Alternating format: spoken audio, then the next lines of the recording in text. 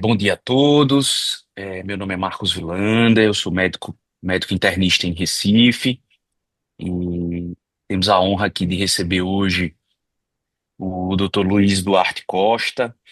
Ele é internista no Hospital da Luz em Lisboa e é presidente da Sociedade Portuguesa de Medicina Interna. E hoje a gente vai conversar um pouco sobre o movimento português, capitaneado pela Sociedade Portuguesa de Medicina Interna, na reorganização hospitalar do país, em busca de transformar propostas clínicas em ações políticas concretas, né?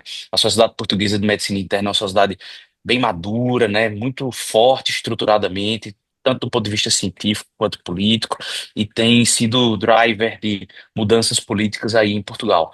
Então, doutor Luiz, seja muito bem-vindo. É um prazer estar aqui com o senhor.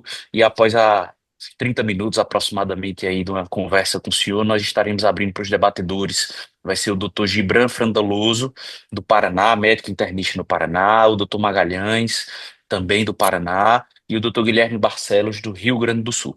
Então, com a palavra, doutor Luiz, seja muito bem-vindo. A terras portuguesas, a terras brasileiras, ainda que à distância. Não, obrigado. Eu é que agradeço. Na verdade, esta aproximação ao Brasil acho que é muito importante para nós. Falamos a mesma língua. Sei que temos uns esquemas de organização da medicina um pouco diferentes, mas a dimensão do Brasil e esta proximidade que temos, tenho pena que não possa ser, esteja ainda numa fase, se calhar, precoce, e tenho todo o gosto que nos possamos aproximar e debater em conjunto os problemas que, calhar, vivemos, apesar da organização um bocadinho diferente. Um, sim, eu tenho agora o cargo de presidente, estou ligado à sociedade há muitos anos. Temos mandatos de 3 anos, portanto, o meu mandato acaba em maio de 2027. E a sociedade faz este ano 75 anos. É uma sociedade que a própria medicina interna tem evoluído consoante a evolução da medicina interna. Aqui no sul da Europa, Portugal, Espanha, sobretudo, e depois um pouco menos a Grécia, a Itália e a Turquia, têm um esquema de organização parecido. Mas Portugal e Espanha, então, são muito, muito parecidos e é bastante diferente do norte da Europa, em que nestes países do sul da Europa a medicina interna tem um papel forte, é a principal especialidade médica nos hospitais, e coordena a maior parte dos doentes com patologia médica.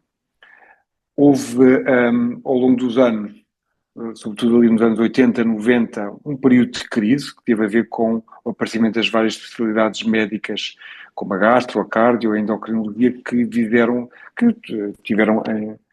discutiam pelos mesmos doentes e que talvez nessa altura a medicina interna perdeu algum protagonismo, e houve até frutos da inovação e dos avanços que apareceram, houve alguns hospitais, sobretudo hospitais muito centrais, universitários, a medicina interna não ficou com um papel reduzido, isso nunca aconteceu, mas ficou com um papel menos relevante. E agora estamos a assistir um bocadinho com a hiperespecialização dessas áreas e o envelhecimento da população. O que nós vemos é que a enorme maioria dos doentes sendo internados não tem um nem dois diagnósticos, tem 5, 6, 7 diagnósticos. E, portanto, desse ponto de vista, achamos que isto é uma área, uma oportunidade para a medicina interna de poder ter um papel ainda mais importante na organização hospitalar. E é isso que a medicina interna, aqui em Portugal, tem tentado lutar, e a Sociedade Portuguesa de Medicina Interna em particular. Só que um pormenor em termos de organização. A Sociedade Portuguesa de Medicina Interna é uma organização particular, portanto é organizada só pelos médicos, não tem nenhum apoio do Estado. Mas em Portugal existe ainda o Colégio da Especialidade, portanto a Ordem dos Médicos, que é um organismo que é independente, mas que tem financiamento do Estado e que responde diretamente ao Estado. E dentro da ordem dos médicos existem os vários colégios das várias especialidades que, no caso da medicina interna, é responsável pela organização da formação da especialidade e pela criação do júris de exame da saída da especialidade e da própria carreira da especialidade. Portanto, a Sociedade de Medicina Interna é uma sociedade científica que se preocupa muito com a parte da formação e depois discute, sobretudo, a parte da defesa da medicina interna e esta parte da organização hospitalar que estou aqui a falar que nós temos estado a discutir. Isto porque nos últimos anos houve uma diminuição importante da atratividade da especialidade que se reflete muito na procura dos novos dos recém-licenciados em medicina por esta especialidade. Isto tem várias causas, sem querer perder muito tempo, mas tem a ver com as especialidades médicas ao longo dos anos foram saindo da urgência, não sei como, portanto, é incrível, mas a cardiologia, que vê infartos, na verdade não está na primeira linha a ver os doentes, já só vê os doentes quando são chamados para ver um cateterismo. A endocrinologia, apesar de ver muitos doentes com diabetes, não é o único, claro, mas nunca viu provavelmente uma cetoacidose diabética, o que é impressionante. A pneumologia, provavelmente também já não vê uma asma agudizada há muito tempo, porque já não está na urgência. E este peso, e foram saindo por complacência da própria ordem, porque autorizaram que isso acontecesse, e portanto o serviço de urgência, que cá em Portugal, não sei se tem esta noção, não sei se em Brasil é semelhante, temos é o país na OCDE com o maior número de episódios de urgência por 100 mil habitantes. Portanto, é pesado. E muitos doentes não são verdadeiramente urgentes e, portanto, estar na urgência tem muito peso no nosso horário. Isso e a escolha nas enfermarias fez com que, em que as especialidades médicas, de certa maneira, escolhiam os doentes mais novos que achavam que iam ser mais atraentes por algum motivo e deixavam, de certa maneira, os restos para a medicina interna. E, portanto, isto ao longo dos anos, e com a falta de capacidade que a medicina interna tem de ter algum instrumento para poder ter algum benefício, que não fazemos, não são cardiogramas, é com cardiogramas que têm um pagamento extra, e, portanto, até do ponto de vista de financiamento, ao longo dos anos, a especialidade, eu acho que por estes motivos, já fizemos alguns inquéritos aos internos, não temos sido escolhidos e temos tido muitas vagas por preencher. E, portanto, temos aqui uma pseudo-crise neste paradoxo, que é, por um lado, precisamos de mais internistas, porque, como estava a dizer, cada vez mais as pessoas são idosas e não têm um diagnóstico, têm 5, 6 ou 7. Cada vez mais precisam desta conjugação de problemas que se não resolvem com um cateterismo ou com uma broncofibroscopia ou com alguma coisa muito específica, mas cada vez temos menos internistas.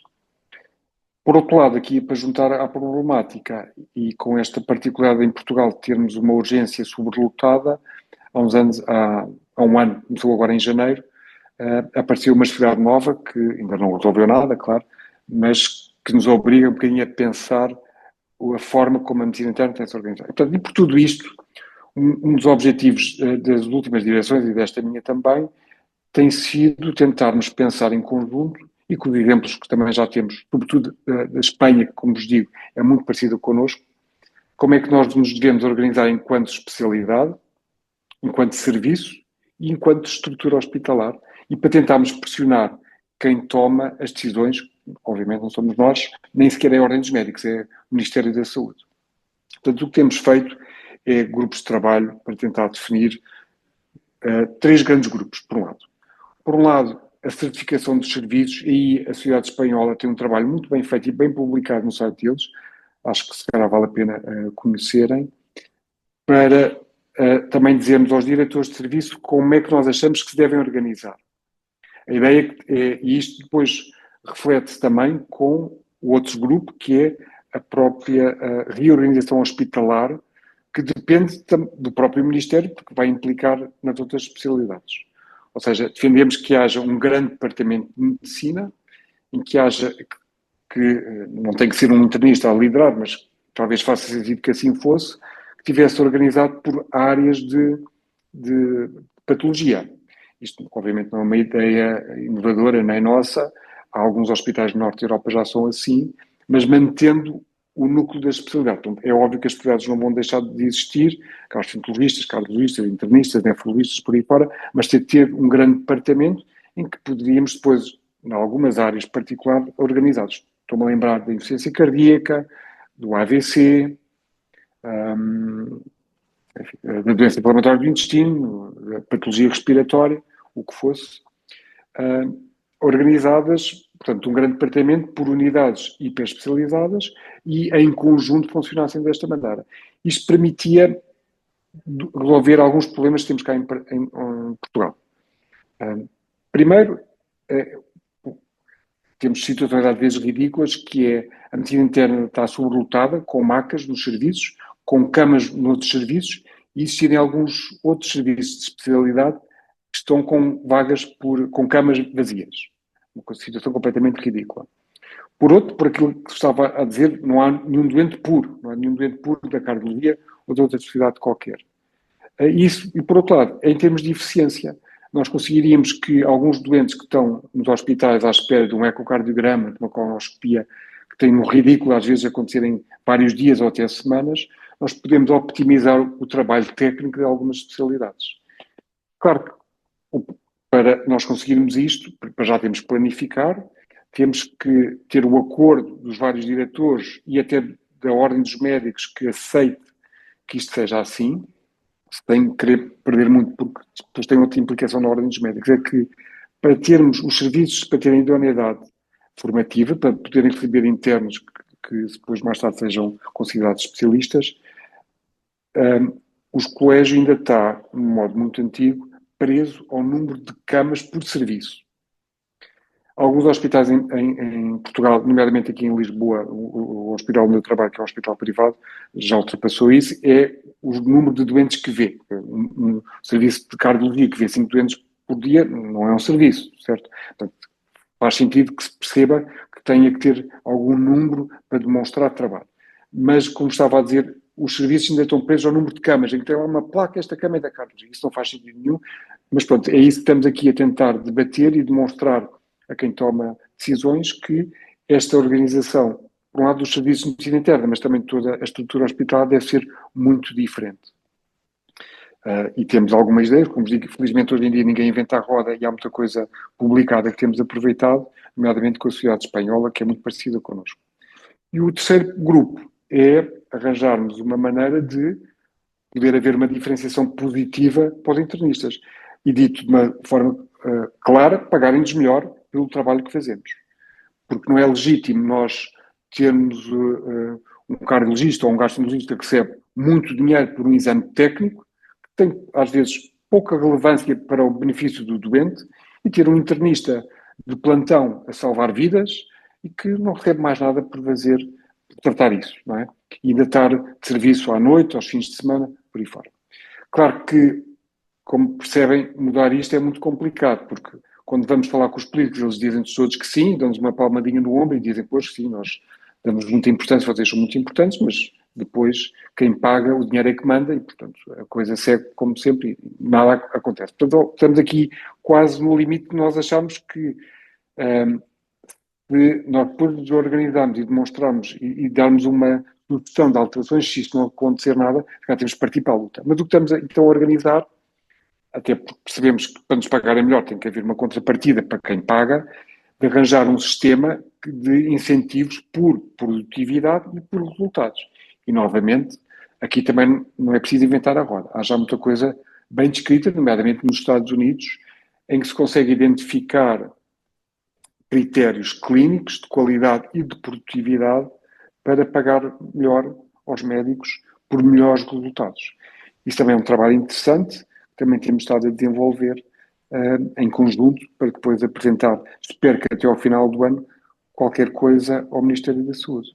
Portanto, isto em termos, em pouco tempo, o que a Sociedade Portuguesa de Medicina Interna tem trabalhado nestes últimos 2 anos é um pouco isto, é reunir grupos de pessoas para tentarmos, por um lado, certificar os serviços, por outro, mudar a organização hospitalar em áreas de departamentos na área da medicina e o terceiro grupo para encontrarmos uma forma de pagamento por incentivos e por resultados. Não sei se, entretanto, estavam aqui a perguntar alguma coisa sobre a organização da sociedade. Se preferem que fale um pouco de algum destes grupos de trabalho que estamos aqui a pensar, o que é que acham? Eu acho que poderíamos, Gibran, aqui de Curitiba, talvez fazer um paralelo entre o trabalho de vocês dentro da instituição e o trabalho no ambulatório. Aqui no Brasil, a gente tem hoje a representação da sociedade, aqui para nós é clínica médica, né? A gente talvez seja o único país no mundo em que não chama internal medicine, né? A gente ainda segue o nome da clínica médica. A gente tem um movimento tentando modificar isso, mas depois para frente os colegas falam um pouco disso.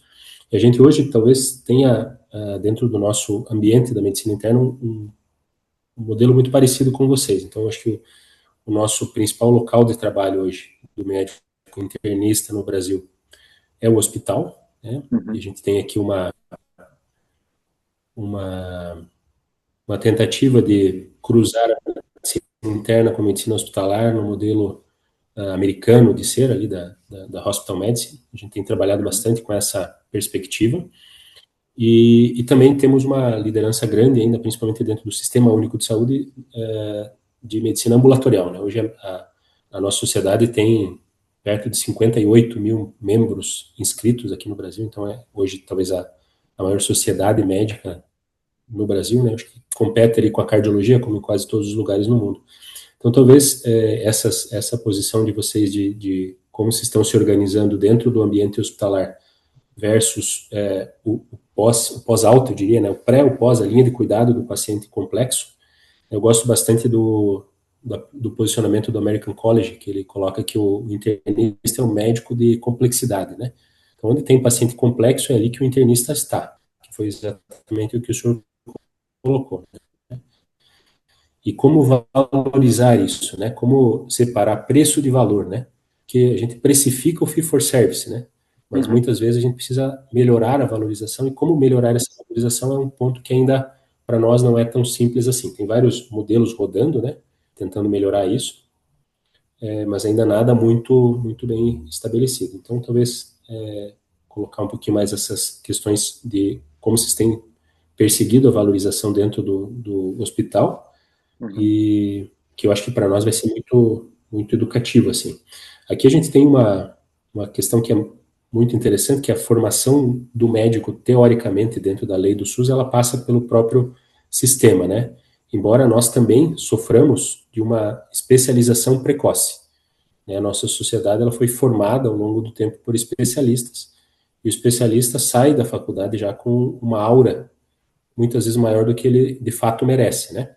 Então, concordamos com o senhor, eu pessoalmente concordo muito quando colocou ali do acute care, né, do cuidado do paciente crítico no momento inicial, que deve ser feito pelo internista, e que o especialista ele tem que ser chamado para complementar a avaliação do internista. Eu diria que hoje, medicina interna e medicina hospitalar, elas convergem, e o cuidado do paciente hospitalizado, na minha opinião, ele deveria ser totalmente conduzido, e a gente discute isso no Hospital de Clínicas aqui de Curitiba, em outros serviços, deveria ser conduzido pelo internista.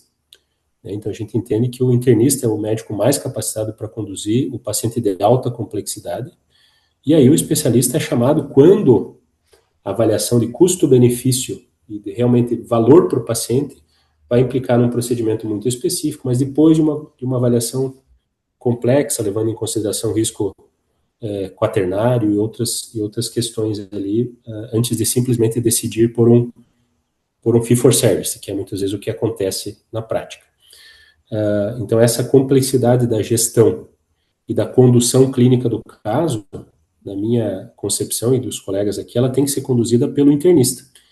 Eu diria que hoje o internista, ele, além de ser um médico de excelente qualidade técnica, ele tem que ser um excelente gestor.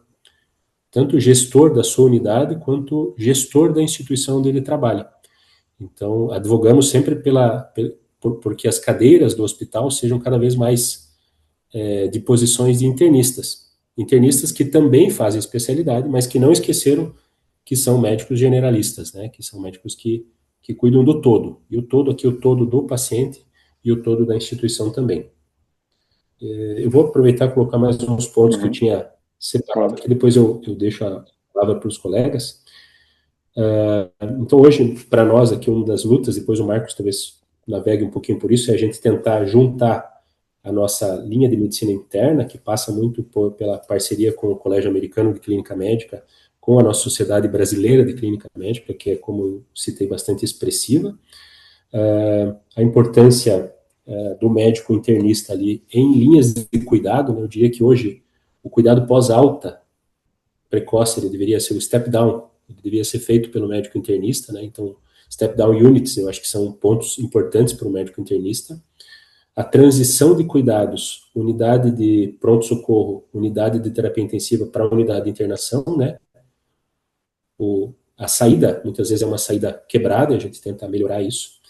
E a outra questão é a medicina de emergência, seja ela parte do serviço de clínica médica ou não, né?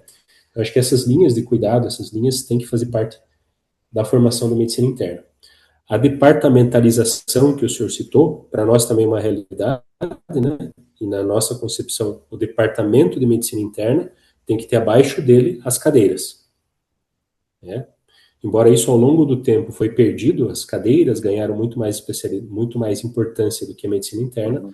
A gente tem tentado resgatar isso, colocando a medicina interna como a cabeça da gestão da unidade e as especialidades embaixo disso, tanto na formação, quanto na graduação e pós-graduação, quanto nas especializações. Talvez isso se inverta um pouquinho na pós-graduação estrito sensu, em que a especialidade é fundamental e o conhecimento avança muito mais rápido na especialidade. Mas quando a gente fala de graduação, pós-graduação, lato sensu, e mesmo assistência, a importância da medicina interna ela é crucial. Eu acho que esses são os pontos principais que eu queria colocar aqui, e finalizando, assim, é tentar trazer para a especialidade a percepção de que a gente traz muito valor, que muitas conversas de gestão, elas partem pelo preço, elas partem do preço. E cruzar preço com valor é o nosso desafio aí na negociação com os gestores, né? Eu acho que o que eu queria complementar para participar do debate é isso. Se quiser, para explicar um bocadinho melhor, aqui a formação em medicina em Portugal é uma licenciatura com 5 anos mais um, portanto são 6 anos obrigatórios no total, em que o último ano é profissionalizante. Mas depois, para além destes 6 anos, depois ainda tem um ano do que chamamos de internato, o ano comum, que é obrigatório para qualquer médico recém-licenciado. Sem isso não pode exercer medicina. E depois segue-se a escolha da especialidade, que é feita após um exame que põe por ordem de nota quem é que escolhe, em primeiro lugar, as vagas que são colocadas pelo Ministério da Saúde. O internato de medicina interna são 5 anos, é obrigatório fazer em 3 meses de cuidados intensivos e 3 meses de cuidados intermédios. Cuidados intermédios de medicina, que há pouco tempo passou a ser obrigatório todos os serviços de medicina terem uma unidade de cuidados intermédios. Portanto, cuidados intermédios são doentes que precisam de alguma vigilância, mas não estão a precisar de suporte de órgão, digamos assim. Não estão ventilados, não estão a fazer diálise, esse tipo de coisas. Mas podem estar a fazer aminas, enfim, por aí fora. Durante todo o internato, todos os médicos de medicina interna fazem pelo menos 12 horas por semana de urgência, de plantão. E depois têm cerca de 12 meses de estágios opcionais dentro de várias áreas da medicina interna. E, portanto, é especialista de medicina interna, alguém que fez todo este percurso, que inclui 5 anos de especialidade. Isto é muito diferente, por exemplo, do resto da Europa, em que a maior parte dos médicos têm a dupla titulação, que faz com que, na verdade, não sejam bem de medicina interna. Têm um tronco comum de 2 ou 3 anos e depois é que se hiperespecializam nas várias áreas médicas, cardiologia, gastro, endocrinologia, o que for. Pronto, isto falando aqui um bocadinho da formação. A Sociedade de Medicina Interna, como vos digo, tem 75 anos. Ao longo dos anos criámos alguns núcleos de estudo, é o nome que nós damos, para áreas em que determinados internistas se dedicam em particular. Portanto, todos fazem medicina interna, mas depois algumas pessoas dedicam-se mais, por exemplo, às doenças autoimunes, como é, por exemplo, o serviço do António Marinho, que o colega foi no Porto, ou às doenças cardiovasculares, temos o núcleo de diabetes, temos agora um núcleo também de obesidade, temos o núcleo de prevenção e risco cardiovascular, temos o núcleo de geriatria, são 22 núcleos para todas estas áreas, mas todos estão dentro da medicina. É a prática habitual do médico de medicina interna em Portugal. Tem os doentes, a maior parte do tempo é no hospital, é no internamento, quero dizer, mas depois tem uma parte importante ainda assim de ambulatório, em que se dedica algumas horas por semana a essas consultas ou, enfim, ou a trabalho em conjunto em unidades. Portanto, em termos de organização do médico aqui em Portugal, ao contrário dos hospitalistas, estão só na parte do internamento. Aqui em Portugal nós temos a maior parte do nosso horário é no internamento e na urgência, e depois também temos, pelo menos, sei lá, talvez umas 6 ou 8 horas por semana em consultas, medicina interna geral, mas também alguns de nós em consultas especializadas. Outra coisa que tem vindo a acontecer, e ainda não existe um núcleo de estudo, mas é uma proposta que provavelmente vai aparecer em novembro, cada vez mais há alguns internistas que se dedicam muito a apoiar os doentes que estão internados com outras especialidades, nomeadamente cirúrgicas. Porque é isso que estava a dizer, o foco da nossa atenção é o doente complexo. Seja, tem ele entrado por um infarto, tem ele entrado por uma colestite aguda que depois complica uma insuficiência cardíaca, uma fratura do colo de fémur, ou o que for. E cada vez mais este papel de apoio à medicina perioperatória, que achamos, pelo menos, esta direção, e a maior parte dos internistas, que é uma oportunidade. Uma vez que cada vez mais alguns médicos se hiperespecializaram em determinada situação, seja a parte cirúrgica ou seja a parte técnica, há aqui uma área que o doente precisa de atenção e, portanto, este é o nosso tipo de organização no hospital. Em termos da urgência, como vos disse, Portugal tem, infelizmente, um número excessivo de vindas. Este último ano foi a primeira vez que diminuiu o número de urgências por 100 mil habitantes. Ainda assim continuamos em primeiro lugar, mas parece que, talvez por um programa do Ministério de ter uma triagem telefónica, conseguiu pela primeira vez há muitos anos diminuir um bocadinho a afluência. O que falha aqui na nossa urgência é claramente uma falta de capacidade de uma resposta a uma doença aguda dos médicos de família. Que há muita falta de médicos de família e há muita falta depois de informação. É um ciclo vicioso cá em Portugal. Mas uma das coisas que estamos aqui a tentar agora reorganizar é a maneira como é que a medicina interna se vai estar com a criação de uma especialidade nova de urgência, que eu sei que no Brasil já existe.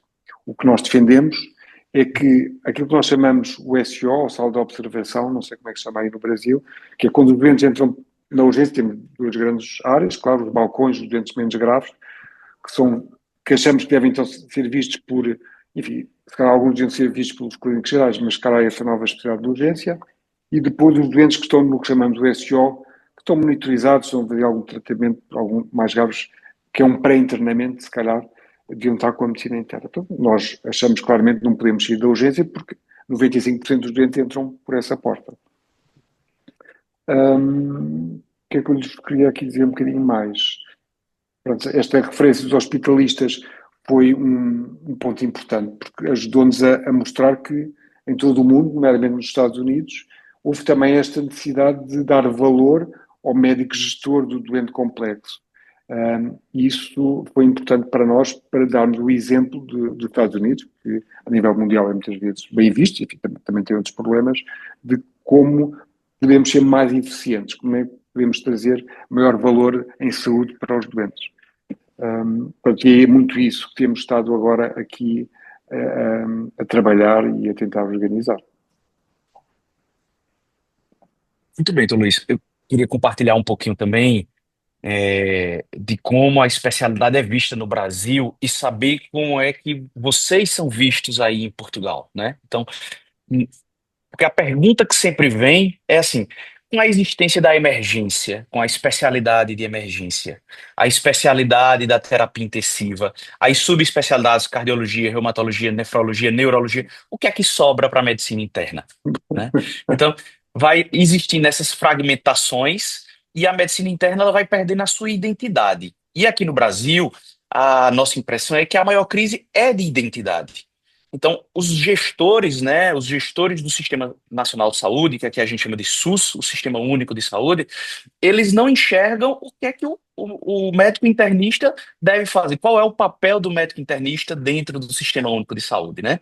Então, se investe muito dinheiro acertadamente, em nossa visão, na saúde de família, que vai estar ali na prevenção, na ponta, ao lado dos doentes, né? Mas quando esse doente entra no hospital, ao invés, ainda não existe uma política direcionada para o internista enxergar esses doentes dentro do hospital.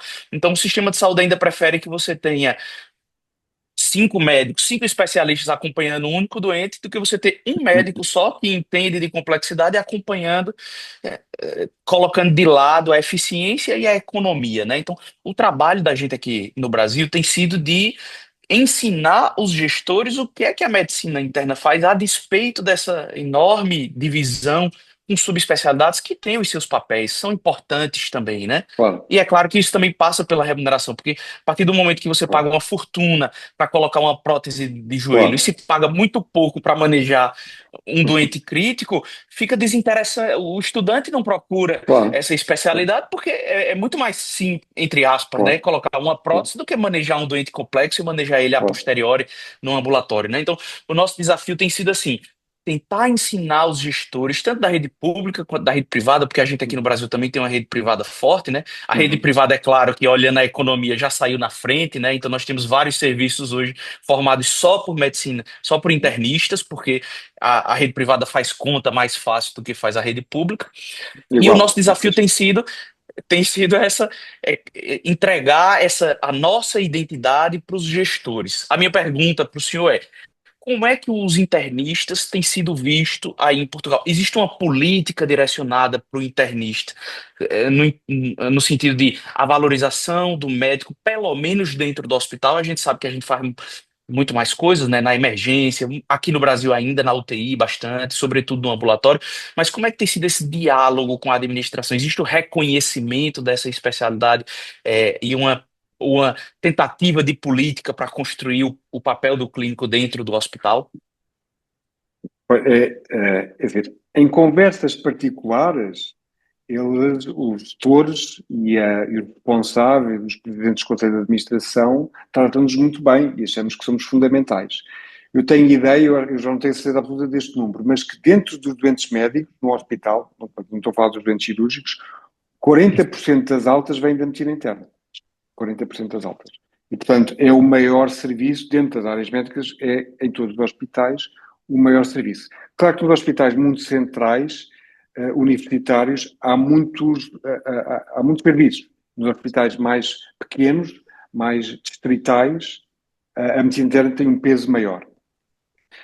Os hospitais privados em Portugal têm cerca de 25 anos, mais ou menos. E também, claro, os privados fazem contas, todos fazem contas, mas fazem com maior afinco e demonstraram exatamente isso. Portanto, claramente, os hospitais privados, como é o sítio onde eu trabalho, a medicina interna tem um peso ainda maior. Porque é isso, somos mais baratos, se quiserem, para o gestor, e eles, nesse sentido, tratam-nos bem. Mas, formalmente, institucionalmente, na verdade, não. Porque o preço, por exemplo, que é pago para um ato técnico continua a ser mais alto para mesmo as áreas médicas, a cardiologia, a pneumologia, a dermatologia, então, é um absurdo. A especialidade a ser escolhida em primeiro lugar em Portugal costuma ser a dermatologia e depois a cardiologia e algumas especialidades cirúrgicas. E isso é feito porque os internos falam uns com os outros e sabem quem é que depois paga melhor. É tão simples quanto isso. E é aquela outra coisa que vos falei da carga das horas incómodas. E, portanto, ainda não há nenhum incentivo para a medicina interna do ponto de vista institucional. E mesmo nos hospitais privados, a medicina interna é valorizada e começaram a pagar melhor as horas incómodas e tem sido a nossa capacidade de ganhar um pouco mais tem sido em fazer mais horas incómodas, mais horas à noite e fins de semana. Mas como há aqui em Portugal, não sei como é que é no Brasil, há aqui um gap em que eu fiz este ano 50 anos, portanto há aqui as pessoas da minha idade, somos poucos, nas faculdades tinham reduzido muito o número de inscritos, de alunos de medicina. E portanto há aqui, nos últimos, para trás de 10 anos há poucos médicos e depois há outra vez mais. Portanto, médicos séniores capazes de liderar uma chefia há muito poucos e portanto aí foi a oferta e procura bateu melhor para nós e estamos a pagar melhor. Mas tirando isso, não há ainda nenhuma forma de pagar melhor ou de médicos de medicina interna. Este movimento dos hospitalistas e a capacidade de gestão de um serviço privado como é nos Estados Unidos tem algumas ferramentas, nós temos estado a tentar organizar e chamar a atenção para os gestores, que é exatamente isso, é tentar demonstrar que tratar um doente que pôs partiu uma perna e pôs uma prótese no fémur, mas depois não tiver um internista que lhe resolva tudo o resto, esses doentes saem mais baratos para o hospital, têm melhor qualidade de vida e menos, isso pode-se traduzir em dinheiro. Portanto, essas ferramentas, pensamos nós que é o que nos vão ajudar, mas neste momento, na verdade, ainda não temos nenhuma maneira, nenhuma ferramenta de poder pagar melhor aos internistas. Eu acho que esse é o nosso mote dos próximos anos, né? É mostrar como nós somos capazes de gerar economia para o sistema que precisa ser sustentável, né? Então, se imagine que um sistema nacional de saúde ele não aguente, né? Ele quebre, como é que fica a população, né? E a gente demonstrar a eficiência que o internista tem, sobretudo dentro do hospital, eu acho que essa é a grande transformação. É claro que isso é uma mudança cultural. Existem as resistências, às vezes, da subespecialidade, que enxergam que podem perder espaço dentro do hospital, mas isso não é, eu acho que esse não é o caminho, né? O E caminho depois, às é vezes, onde outra cada um coisa, pode. Sim, pois não, pois não. é muito difícil fazer isto. Por exemplo, uma coisa que começámos a tentar fazer há uns anos atrás foi comparar coisas médicas. Por exemplo, um doente com insuficiência cardíaca tratado num serviço de medicina interna ou tratado num serviço de cardiologia. Claro que isto só por si é difícil. Tínhamos que comparar o mesmo tipo de população. Nós não temos acesso a estes dados. O Ministério da Saúde, em Espanha, ao contrário, é muito mais transparente. Em Portugal, nós não temos acesso direto aos dados. Nós só temos direto acesso à codificação dos doentes por os grupos de diagnóstico homogéneo, que chamamos do GDH, do hospital. Eu sei quantos, por exemplo, no hospital aqui em Lisboa, o Hospital de Santa Maria, eu sei quantos doentes tiveram alta com diagnóstico de insuficiência cardíaca, mas não sei quantos destes tiveram em cardiologia e quantos em medicina interna. Sendo que eu já sei, que na prática é tão óbvio, que os que saem da cardiologia geralmente são mais novos ou que tiveram um infarto. E, portanto, têm geralmente um internamento mais curto. Enquanto os que chegaram na medicina interna são geralmente muito mais idosos e com muito mais outras doenças. Portanto, geralmente um internamento muito mais prolongado. Mas se eu conseguisse comparar os mesmos diagnósticos, eu conseguia demonstrar aquilo que nós temos a percepção que é, somos mais eficazes. Por aquilo que também já disse, habitualmente, quando um doente está na cardiologia, eles depois chamam o endocrinologista por causa de diabetes, sei lá, o anestesista para pôr um catéter central, outra porcaria, o infecciologista para tratar uma pneumonia, enquanto que o doente está na medicina interna, somos nós que resolvemos isso tudo e conseguimos, de certa maneira, dar mais atenção àquilo que é mesmo importante e não dar tanta atenção àquilo que parece ser secundário. Mas isto é uma percepção nossa. Para um gestor, temos é que demonstrar dados concretos da vida real, que é muito difícil cá ter. E, portanto, para além disto tudo já ser complicado, aqui em Portugal, em particular, é muito difícil conseguirmos comparar porque nós não temos acesso aos dados. Não sei como é que é aí no Brasil, mas aqui somos muito desorganizados. O senhor imagina a gente aqui, né? Deixa eu colocar só mais uma coisinha para passar para ti, Guilherme, também. É que quando a gente trabalha, né, sobre a importância da medicina interna, sobretudo dentro do hospital, e como somos internistas, parece que há conflito de interesse, né? Parece que a gente está Pois, defendendo claro, a claro, nossa bola, né? De fato, há algum claro, conflito de interesse, né? claro, claro. Mas nós não estamos também a inventar a roda, né? Eu digo, eu me surpreendo aqui no Brasil, eu queria ouvir também se o senhor tem alguma informação sobre isso aí em Portugal, que nossos filhos, bem, eu tenho, estou perto de 40 anos, ainda meus filhos são pequenos ainda, e eu, quando eu tenho alguma necessidade, eu não levo meu filho para o reumato pediatra. Eu levo meu filho ao pediatra. E o pediatra decide se ele encaminha ao cardiologista, ao reumatologista, ao dermatologista, né? Então, a pediatria ela faz isso há muitíssimos anos. Aqui no Brasil, desde sempre. Nós temos poucos serviços especializados nas especialidades pediátricas. O pediatra, que é o especialista não focal da infância, ele que dá o acompanhamento desses doentes.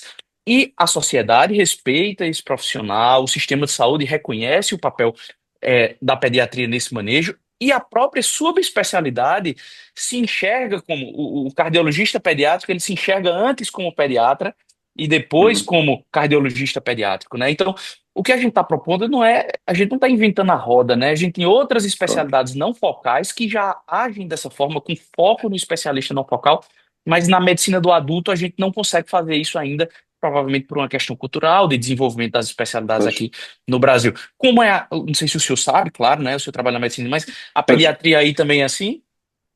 pois eu confesso não tenho dados exatos, nem tenho certeza em relação à pediatria. Eu estou aqui a olhar a pensar no meu hospital, já estou aqui desde que acabei a especialidade, portanto há 18 anos. Hum, Há um serviço de pediatria e há alguns pediatras que se dedicam a algumas áreas, em particular, seja intensivos, seja endocrinologia. Depois temos a cardiologia pediátrica, cá em Portugal, é uma especialidade à parte. A cirurgia pediátrica, claro, é uma especialidade à parte também. Eu tenho a ideia que eles estão-se a subespecializar, mas que quem ver o doente internado é o pediatra geral, digamos assim. Desse ponto de vista, são muito parecidos connosco, sim. É isso, eu acho que a gente precisa se aproximar dessas especialidades que já têm essa história e talvez o caminho de convencer os nossos financiadores, né, é que esse caminho ele já funciona em outros locais, em outras especialidades e que esse pode ser um caminho muito saudável para o sistema de saúde e para o doente também, com o olhar da medicina interna. Pois. Eu, em Guilherme? relação só aqui aproveitar esta dica, em relação ao contacto que temos com as outras especialidades, a nossa política na Sociedade Portuguesa de Medicina Interna tem sido, sobretudo, um, tentar nos aproximar dos médicos de família, porque são os médicos que fazem a prevenção primária e são quem referencia os doentes depois para o hospital quando é preciso, e não temos tido uma boa relação. Quer dizer, temos boa relação, mas não é muito próximo, também por algumas falhas nossas. E quando o doente está internado, depois nós não temos um contacto direto com o médico de família que sente que perde o doente. E, portanto, habitualmente o médico de família, infelizmente, quando tem um doente com uma hipertensão difícil, ou uma insuficiência cardíaca, ou uma diabetes difícil, em vez de mandar para a medicina interna, manda para o especialista de órgão. E só manda para nós quando está aflito e manda para a urgência quando não consegue resolver o problema porque não tem ferramentas para gerir. E, portanto, nós temos tentado fazer um trabalho que é difícil, por muitas resistências e estas histórias com alguma razão também da parte dos médicos de família, de nos aproximar dos médicos de família, porque achamos que deviam ser os dois pilares fundamentais do Serviço Nacional de Saúde. Os médicos de família na prevenção e no ambulatório, desde que nascem até que morrem, e a medicina interna quando é um doente complexo que está em meio hospitalar. Outra prioridade tem sido, claramente, também agora as áreas que nós achamos de oportunidade para as especialidades cirúrgicas, porque percebemos que a medicina interna, qualquer especialidade que não tenha doentes, morre. E achamos que, sem querer ser os cravos ou os internos dos cirurgiões, e não pode acontecer, isso depende da pessoa particular, achamos que a medicina interna tem um trabalho, para bem do doente e da própria especialidade, a dar apoio de consultoria, de cogestão aos doentes complexos cirúrgicos. Em relação às especialidades médicas, é que claramente achamos que não são nossas amigas, que não querem o nosso bem e que vamos estar sempre em discussão. Claro que, pessoalmente, todos temos médicos amigos de várias especialidades que nos damos bem, mas em grupo, com a cardiologia, com a reumatologia, por exemplo, tem sido um inferno há anos, que é assim. Eles querem nos impedir de prescrever os anti-TNFs. A cardiologia houve uma altura que também nos deixou de querer que nós tratávamos os doentes com insuficiência cardíaca. E agora que aparecem os novos medicamentos para a diabetes ou para a obesidade, também dizem que nós não sabemos tratar isso, enfim, por aí fora. As áreas que nós temos que são, de certa maneira, as nossas ameaças, tem sido, sobretudo, a geriatria, cá em Portugal não é uma especialidade, e espero, enfim, pessoalmente, que nunca aconteça, e os cuidados paliativos. Cuidados paliativos, a maior parte dos médicos que são internistas, que se dedicaram a essa área em particular, e alguns só fazem isso, e que faz sentido que assim seja, porque, pelo menos no hospital são doentes complexos, que estão numa fase final de vida ou precisam de cuidados diferenciados, mas achamos que não é uma especialidade, porque também há cuidados paliativos os médicos de família e em todas as especialidades médicas. Mas quando são complexos, deviam estar, se calhar, com alguém da medicina interna.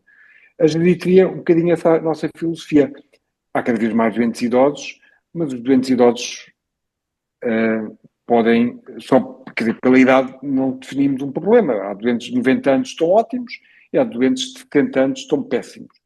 E dizer que um doente com mais de 65 anos passa a ser da geriatria parece-nos a nós um bocadinho ridículo. Isto devia ser uma área transversal às várias especialidades médicas, mas que doentes complexos cá deviam estar com medicina interna.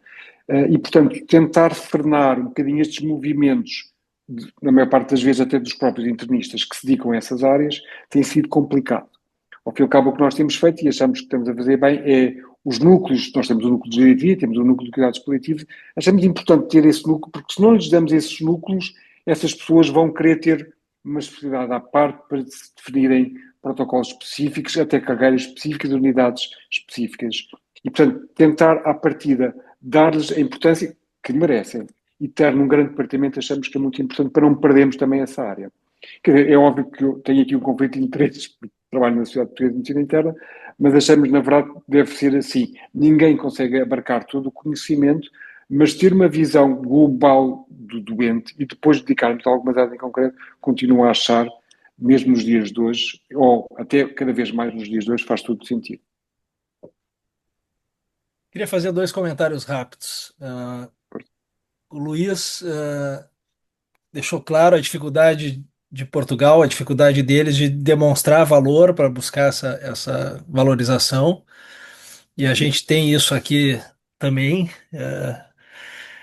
Não podemos perder oportunidades, né, Luiz? Eu estava lembrando, enquanto tu falava, de um trabalho do Pedro Barros, que eu acho que é de Lisboa, economista.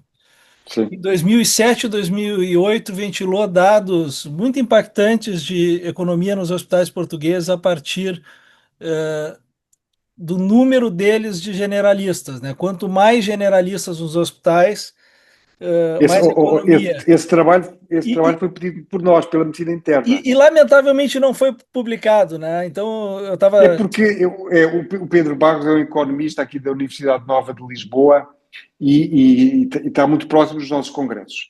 E nós pedimos mesmo isso, só que ele não foi publicado porque ele depois o que nos transmitiu nas nossas reuniões é que não conseguiu ter os dados para poder comparar por aquilo, porque estava a dizer, nos hospitais eles conseguem saber, ele tive essas conclusões, são conclusões indiretas, portanto, pouco robustas, percebe? Eles não conseguem conseguem saber o número de doentes por código de diagnóstico, mas não sabem que teve no Serviço de Medicina Interna de cardiologia. Tiram esses números indiretos por aquilo que estás a dizer, que é aquele hospital quantos médicos de cardiologia tem ou de medicina interna. Então se calhar os hospitais têm mais internistas, estão a conseguir resolver de uma forma mais rápida, mais barata e igualmente eficaz estes doentes. Mas, pronto, essa evidência não é muito forte. E isso tem sido uma das dificuldades. Bom, isso acaba só ilustrando mais a dimensão do problema, né? Mas eu queria resgatar, Luiz, acho que a gente está chegando próximo ao final aí da atividade.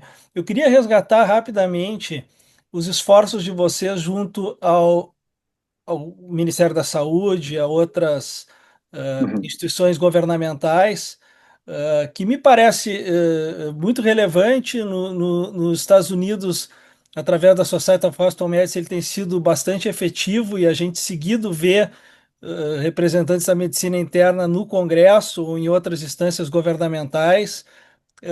Eu queria que tu contasse um pouquinho mais o que vocês têm tentado fazer, e a gente sabe que às vezes não é só querer, né, o quanto que conseguem esse canal de comunicação, o quanto que tem retorno do Congresso, do Ministério da Saúde, o quanto que vocês conseguem avançar ou não nesse trabalho de advocacy. Pois, quer dizer, tentamos influenciar, convidamos para os congressos e pedimos reuniões, mas tem sido difícil. Por exemplo, este congresso, este ano, que convidamos sempre a Ministra da Saúde, a Secretária de Estado da Saúde e não apareceu ninguém. O ano passado tinha aparecido por videoconferência. E depois tentámos marcar algumas reuniões e eu pessoalmente já tive 2 reuniões com a Ministra da Saúde e, como digo, ela pessoalmente, frente a frente, só nos dá elogios e diz-nos que somos muito importantes. E quando nós explicamos, ao Sra. Ministra, mas olha, nós nos últimos 5 anos tivemos 300 vagas de medicina interna por ocupar e estamos cada vez a ter menos internistas nos hospitais que fogem para outras áreas. Fogem para hospitais privados, enfim, como foi o meu caso há muitos anos, mas fogem para algumas unidades hiper dedicadas, seja de unidades de geriatria, de cuidados paliativos, ao fim e ao cabo, porque não é que deixaram de gostar de medicina interna, mas porque querem deixar de ter o peso forte das horas incómodas à noite e serem muito mal pagos. A única coisa que conseguimos até agora é marcar algumas reuniões e darem-nos esta abertura para termos um grupo de trabalho com o Colégio da Especialidade de Medicina Interna para podermos, no final do ano, publicar, entregar-lhes. Mas não sei se isto vai dar alguma coisa, não é? Isto pode ficar na gaveta da Ministra. E outra coisa que fizeram foi aumentar o número de vagas para o quadro dos hospitais em medicina interna. Isso foi a única coisa palpável que conseguimos fazer.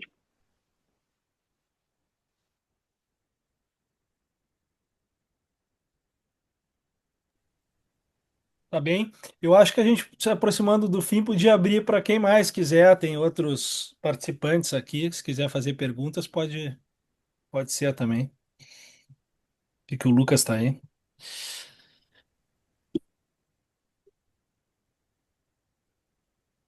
Acho que Então, nossos Luiz, eu queria problemas, né, Gibran? complementar. Por Pode, favor, pode. Gibran, por favor.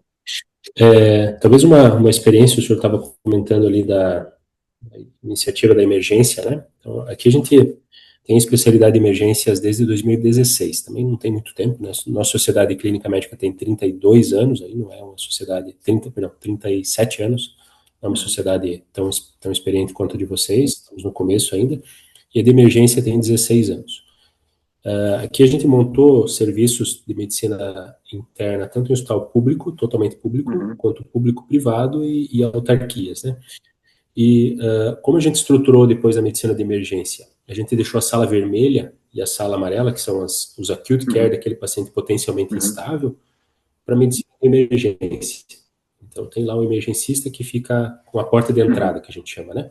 Estabilizou o paciente, veio para a sala de observação, que o senhor citou, a gente já assume. Então já fica com a medicina interna da sala de emergência para cá. E aí, internamente, a gente tem dois caminhos. Um caminho é, esse paciente é totalmente do internista, ele é um paciente complexo e fica conosco do início ao fim. Ele é um paciente de comanejo, também complexo, mas de comanejo. E aí eu alterno a titularidade do comanejo de acordo com a necessidade do momento. Então, a neurocirurgia é a especialidade fundamental para aquele manejo, eles são os titulares e eu faço o ajuste das medicações, a conciliação, enfim. Passou o momento crítico, ele transfere para mim e eu faço a deshospitalização, organização de cuidados pós-alta.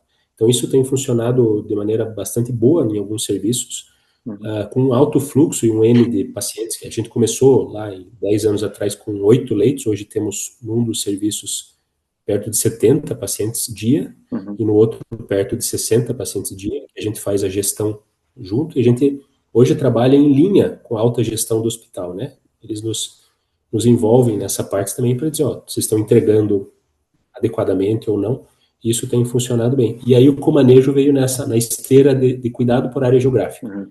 Então a gente definiu áreas geográficas, e cada líder de área geográfica faz ali a parte de comanejo da especialidade ou não. Isso dentro do SUS ainda não é muito fácil de fazer, mas nas instituições privadas, como o Marcos colocou, é uma realidade um pouco mais fácil, porque a gestão tem interesse em que as coisas funcionem bem.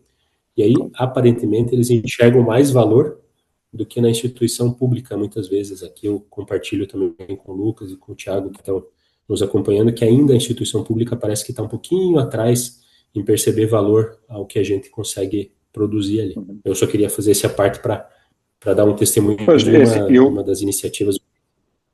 Eu, nos últimos 10 anos, estive a dirigir um serviço de urgência. Tive 9 anos aqui no serviço de urgência do Hospital da Luz, em Lisboa, mas também tive um ano num hospital aqui em Lisboa, que tem, na verdade, a maior urgência, que é o Hospital Amadora Sintra, o Hospital Fernando da Fonseca.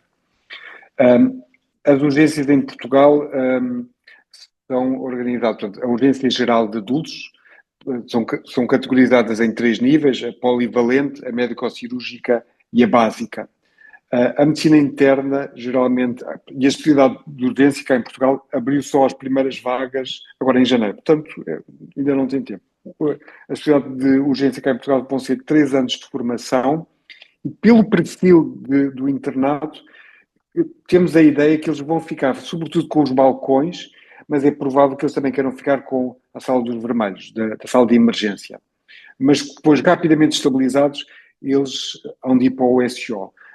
Claro que os doentes cirúrgicos ficam em primeiro lugar com os doentes cirúrgicos, mas muitos como os doentes da neurocirurgia, por exemplo, onde ficarem em coma-eixo. Claro, o cirurgião fará a parte toda que lhe interessa, mas se calhar vai precisar da nossa ajuda para algumas coisas. A ideia é que os doentes rapidamente saiam do serviço de urgência, mas isso é outro problema cá em Portugal. Isso, na urgência em concreto, a maior parte dos doentes nós não conseguimos drenar para uma enfermaria ou para uma unidade de cuidados intensivos ou intermédios, porque não há vagas. Esse é o problema, no Brasil é semelhante. Nós temos um número de doentes com alta clínica nos hospitais de cerca de 20%. Portanto, há uma falta de gestão das camas brutal e isso faz com que os serviços de urgência fiquem muitas vezes presos com doentes que já não deviam estar lá e que tira trabalho. Mas, portanto, em termos de organização, o que nós estamos a pensar é que provavelmente os doentes menos graves, azuis e verdes, que se calhar nem deviam estar na urgência, ficarão nos balcões com, enfim, com tarefeiros, com médicos de clínica geral e se calhar com essa especialidade, e depois a medicina interna fica com os de laranjas, alguns de amarelos e os vermelhos, se calhar uma coisa em trabalho de comaneiros.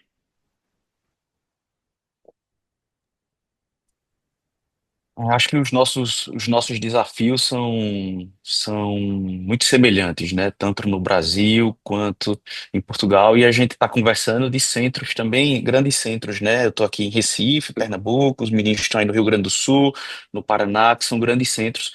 O desafio no Brasil é ainda maior, porque somos um país Pois, continental, enorme, com várias claro. assimetrias, né? Então, Centro-Oeste, Norte é bem diferente do que a gente vê no Sul, no Sudeste. Pois, No Nordeste tem várias deficiências, mas eu acho que o bom desse papo é a gente perceber que nós convergimos e que nós pensamos de maneira semelhante a despeito da distância do Atlântico, né? Então, os desafios são semelhantes, mas a vontade e a disposição para mudar, elas são semelhantes. Então, só encerrando minha participação, quero agradecer aqui à associação, à Academia Brasileira de Medicina Hospitalar, pela iniciativa, sobretudo do Guilherme aí de estar trazendo o Dr. Luiz Costa para estar conversando com a gente. Essa aula vai estar gravada também à exposição no YouTube para assistir posteriormente. E eu deixo aí para o Guilherme fazer o encerramento. Obrigado, doutor Luiz. Um prazer estar aqui com o senhor. obrigado, eu.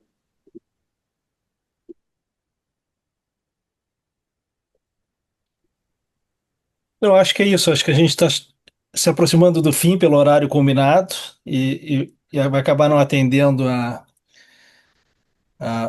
pergunta da Cristiane ali, mas a gente tenta discutir isso em algum momento aí no futuro. Eu queria agradecer o Luiz pela oportunidade, aproveitar para convidar essa turma que está aqui, Luiz, que somos poucos, mas a gente está transmitindo nas mídias sociais, espera que atingindo muita gente, convidá-los para ir para o Uhum. Congresso da Sociedade Portuguesa de Medicina Interna, eu acho que é uma experiência bacana para nós. Para mim, pessoalmente, foi Vai muito. ser sempre no final de maio e este ano vai ser outra vez na zona sul do país, que chamamos Algarve, em Lagoa, portanto, mesmo ali quase no centro. Portanto, sim. Nós temos, felizmente, enfim, não sei se é bom para vocês, mas para nós é ótimo, temos tido alguns imigrantes médicos brasileiros, que tem sido uma coisa ótima, porque há uma falta de médicos, como expliquei, muito grande cá em Portugal, e os médicos no Brasil são muito bem formados, temos tido ótimos contactos com colegas vossos, nomeadamente de urgência, que essa também é a minha experiência nos últimos 10 anos, como vos disse, e tem sido, pronto, tenho pena nós não conseguimos, calhar, partilhar, na verdade temos este Atlântico que nos separa, mas já percebi que somos mais parecidos daquilo que eu imaginava. Sim. Para mim foram muitas experiências legais aí nos dois congressos que eu fui, eu tive em duas Uhum. edições, mas a principal, Luiz, que me chamou muita atenção positivamente, e eu acho que era uma coisa bacana de nós daqui ver isso ao vivo, Marcos, né, o Gibran, foi a grande presença de internistas de fato no evento, sentados também na plateia. Uhum. Porque, embora o Gibran tenha traduzido um tamanho imenso da nossa sociedade de clínica, Uhum. o que na prática a gente vê nos nossos eventos de clínica médica ainda é uma enxurrada de estudantes de Pois. medicina, e muitos deles não vão fazer clínica médica depois, ainda se fizessem, Uhum. valeria a pena, né? Pois. Quando eu fiz o congresso, Marcos, de clínica médica em Gramado em 2005, um brasileiro, Eu não me lembro exatamente dos nossos dados, mas talvez chegasse a 80% de estudantes, né, e o restante, alguns internistas do interior, mas não tinha internistas como nós sentados na Uhum. plateia, no máximo dando aula, que é muito fácil. E essa questão em Portugal me chamou a atenção muito positivamente, Luiz, que foi muita gente de vocês assistindo o congresso e participando de fato, né? Eu queria convidar o grupo para quem sabe ir no próximo.